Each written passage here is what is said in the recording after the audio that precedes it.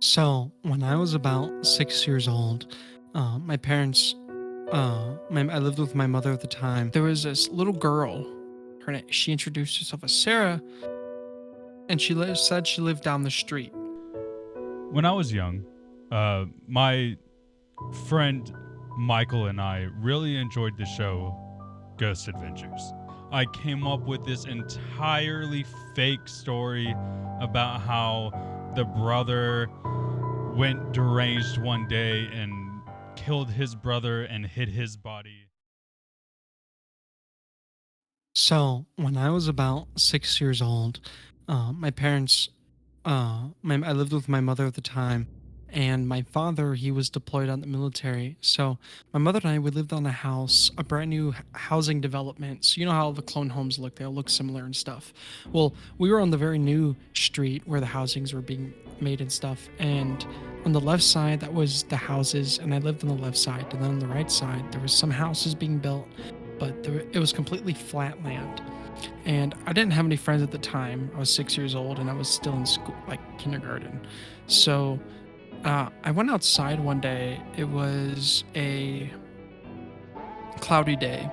And I remember just kind of like playing hopscotch by myself. And there was this little girl.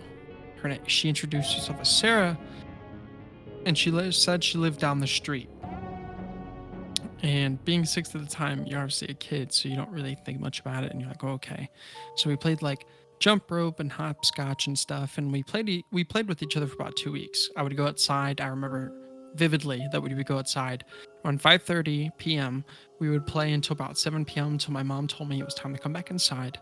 And during the last 3 days before the 2 weeks ended, she asked me that she is scared that she won't be able to see me again. And I'm like, why? And she didn't really explain. She said that her grandma wanted her to come home. And then I remember she went home. I saw her walking down the street on the right side, walking down the street. And then I went back home. And then after that point, I never saw her again. Now, fast forward to when I was 12 years old. I remember I was watching like Mr. Nightmare and scary ghost stories and stuff, and it reminded me of Sarah because one of the stories included a little girl who had pigtails and stuff and a dress. It reminded me of Sarah, and I went downstairs to ask my mom. And I'm like, hey, you remember when I was 6 years old and we lived in an old like development that was still being built and stuff? You remember that little girl, Sarah? I would go outside with her and we would play like whatever. And she just kind of paused. She looked at me for probably about a minute, and she told me she needed to talk to me. And I'm like, okay. So she told me that there was no Sarah. Um, what happened was is that during that time, she looked into it, and before the housing development existed, it was a complete farmland, and there was a house that burnt down about 30 years prior to that time when I was 6 years old. And in that house was a grandmother and her granddaughter, and the granddaughter's name was Sarah. Looking into the paper records and all that stuff, her name was Sarah, and they both died in the house fire. And to top the cherry off, the entire housing development was built on an Indian burial ground, which is true. I have all the stuff to back it up too. It still gives me chills sometimes because I don't even know what that really was, because I remember vividly seeing her and like playing with her and stuff and talking to her. But no, Sarah never existed in the physical realm. At least at that time, she was a specter, whatever she was. So yeah, that was probably the scariest and most vivid paranormal experience I've ever had in my life. I've had a lot of interesting experiences. Like, for example, I lived in a very haunted area. It was called Gettysburg. But no, what happened was is that I used to live in Gettysburg, Pennsylvania, completely different from where I live now. And Gettysburg is considered one of the most haunted places in America because the Gettysburg Civil War and all that. So I went through a walk in the woods, and I remember I was sitting down on a park bench, like a little picnic table, and I would indulge in the ganja for YouTube censorship purposes. I would call it the ganja, and it was just me, but I heard trees snapping, like branches and stuff, and I remember there was this person. He looked probably about in his mid 20s, early 30s, and he was like in this old uniform. It wasn't a soldier uniform, but it was like someone who may have been a medic or something. And I remember he was covered in like blood on some parts of his clothes. And he sat down, and I was just kind of like, "Are you okay? Do you need medical help? Is something wrong?" And he just told me that we lost, and that something is going to happen, and that he feels like his time is over.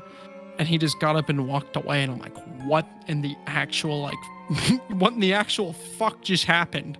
So I just got up and ran home. When I was young, my friend Michael and I really enjoyed the show Ghost Adventures. We enjoyed it. There was nothing else we really wanted to do on the weekends than go to one another's house and just watch Ghost Adventures all weekend. Finally, one weekend, I kind of noticed that our neighbor didn't really seem to be living in his house anymore. So I came up with the idea to take one of my mom's old phones and go over to this possibly newly abandoned house. We went into the backyard because the house had locks on it at the time. The doorknobs had the keypad lock on there that had the key inside.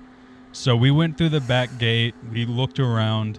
I came up with this entirely fake story about how the brother went deranged one day and killed his brother and hid his body in the well so that nobody would be able to find him again.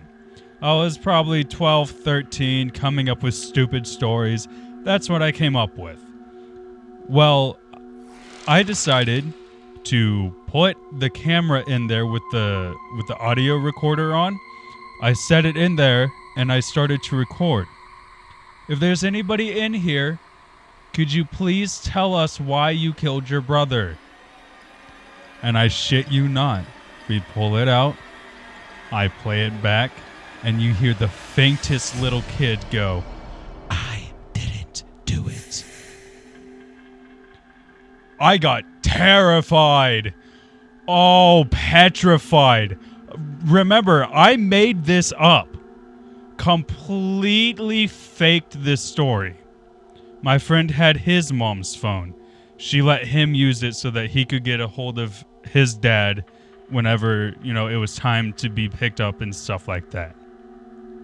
So he started to film inside of the little well, outhouse thing, whatever it was. And we captured a little face looking at us through the darkness. This was still outside the house. We were still just inside this little well thing. It was like a little tiny hut that held the well, I guess. I don't know.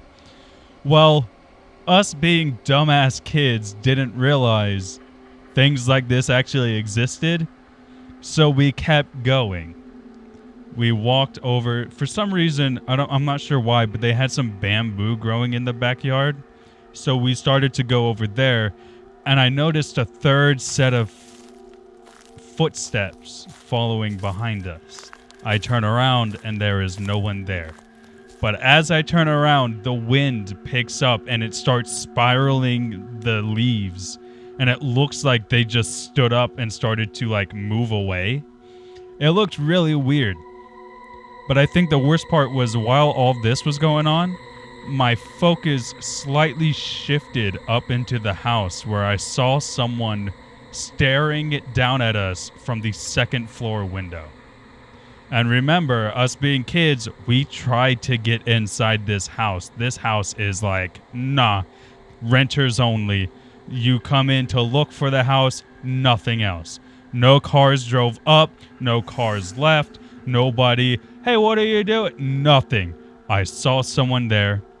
As I noticed it, the third set of footsteps came back again, chasing us away from the house and into our house. Well, my house, which was basically across the street.